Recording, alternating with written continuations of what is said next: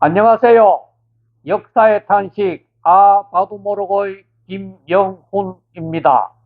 오늘은 물고기 뱃속에 사흘이나 갇혀 있었던 요나에 관해 꾸란과 성경의 차이점을 살피도록 하겠습니다. 먼저 요나에 관한 꾸란의 기록을 살핍니다. 꾸란 21장 87절 요나에 관한 이야기를 그대의 백성에게 상기시키라.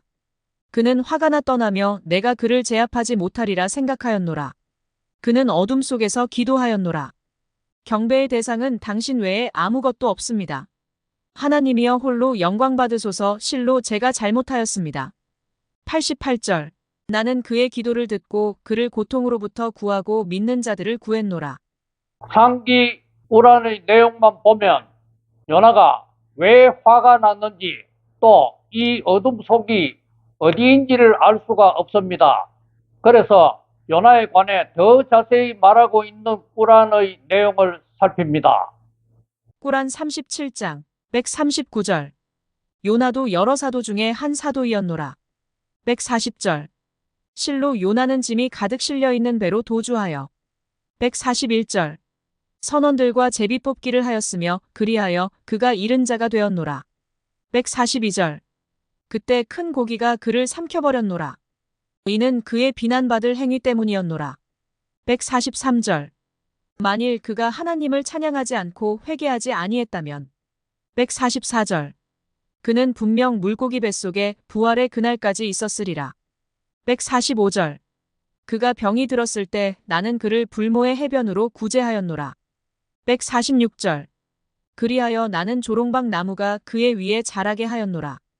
147절 그리고 나는 10만 명 이상의 백성들에게 그를 보냈더니 148절 그들이 믿음을 가졌노라.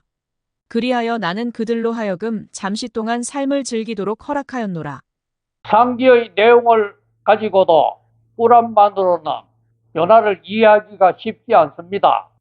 선원들이 왜 추첨을 했는지 또 요나에 관한 여러 가지 상황들이 어떻게 진행되어 가는지 제대로 알기가 어렵습니다. 그래서 요나에 관해서도 성경을 봐야만 제대로 이해할 수가 있습니다. 그러므로 성경에서 말하는 요나를 살핍니다. 요나는 북이스라엘에서 활동하였던 예언자였는데 당시에는 동방의 모든 지역을 아시리아가 지배하고 있었습니다. 그런데 이 아시리아가 이스라엘을 매우 괴롭히고 있었습니다. 이런 상황인데 하나님께서 갑자기 요나에게 나타나서 말씀하시기를 아시리아의 수도 즉 메소포타미아 지방에 있는 니느웨에 가서 회개하지 않으면 40일 후에 이 니느웨 성이 망할 것이라고 외치라고 했습니다. 요나는 원수 나라가 망하기를 원하고 있었는데 이렇게 외치라고 하니 너무 싫었습니다.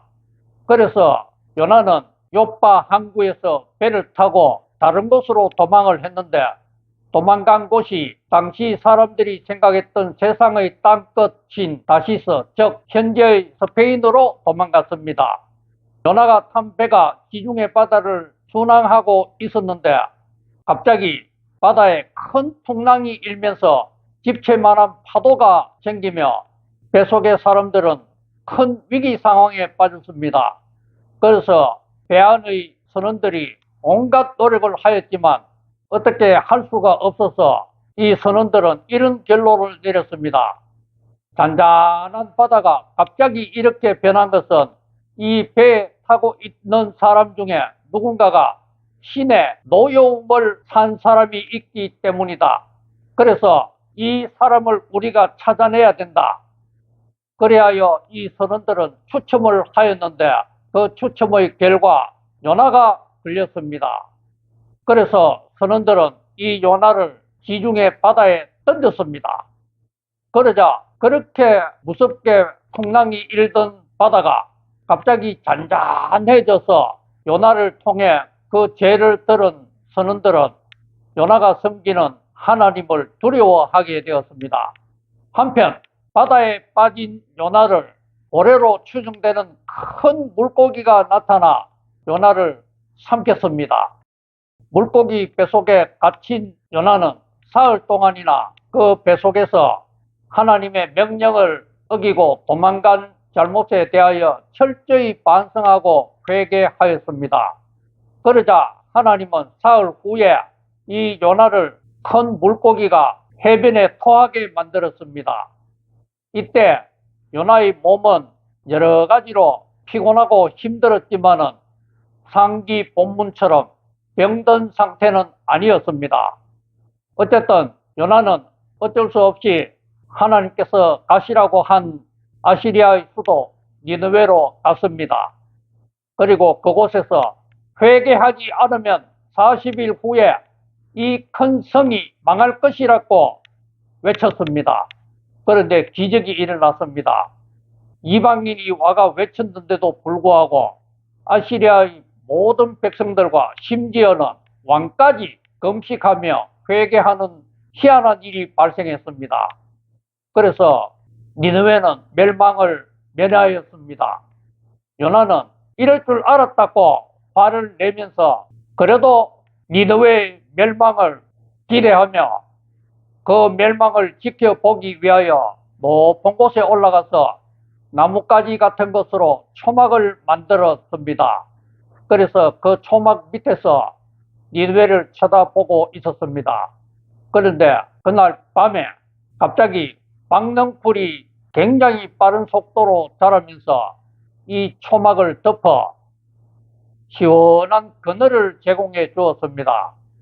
그러자 날이 밝았을 때 요나는 시원한 그늘 속에서 니느웨를 내려다보며 아주 행복해 하였습니다. 그러나 이 행복도 잠시뿐. 하루가 지나자 벌레가 나타나서 박능풀을 다 깔아 먹었습니다. 그래서 다음 날부터 요나는 지독한 땡볕에 시달려야만 했습니다. 그래서 요나는 내가 이렇게 사느니 차라리 죽는 게 낫겠다고 불평을 하였습니다. 이때 하나님께서 요나에게 이렇게 말씀했습니다.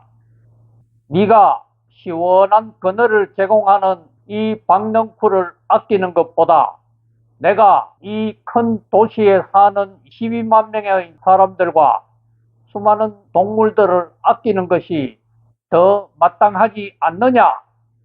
이 말씀은 하나님께서 이방인과 유대인을 차별하지 않고 사랑하신다는 것입니다.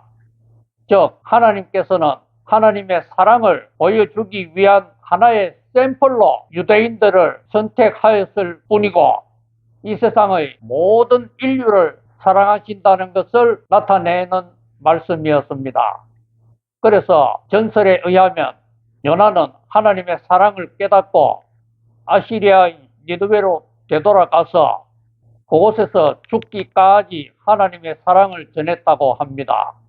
그런데 오늘 이 이야기에서 참으로 궁금한 것이 있습니다. 요나는 약소국 이스라엘의 사람인데 어떻게 강대국 아시리아의 사람들이 요나가 전한 말 한마디에 모두 회개하였을까요? 너무 이상하지 않습니까? 여기에 대한 답을 현대의 천체 물리학이 주고 있습니다. 요나가 활동하던 그 당시에 메소포타미아 지역에서 우주쇼인 일식을 관찰할 수 있었다고 합니다. 요나가 활동하던 2800년 전의 고대인들은 일식을 아주 불길한 징조로 생각하였습니다. 그런데 일식까지 생겼는데다가 요나라고 하는 이상한 사람이 나타나서 니느웨가 망할 것이라고 경고하고 있으니 이 사람들은 그것을 아주 심각하게 진짜로 받아들이고 요나의 말대로 회개하게 되었던 것입니다. 많은 사람들의 생명을 살리기 위해서 일식까지 사용하시며 경고하시는 하나님의 사랑 이야기가 참으로 놀랍지 않습니까? 오늘 제가 말씀드린 이 부분에 대하여 더 자세히 알기를 원하시는 분은 인터넷 서점에서 판매 중인 저의 저서 오 무함마드 당신은 누구요를 참고하시기 바랍니다. 다음 주에는 예수의 어머니인 마리아와 마리아의 친척인 사가랴에 관해서 우란과 성경의 차이점을 살피겠습니다. 감사합니다. 하나님 복 많이 누리세요.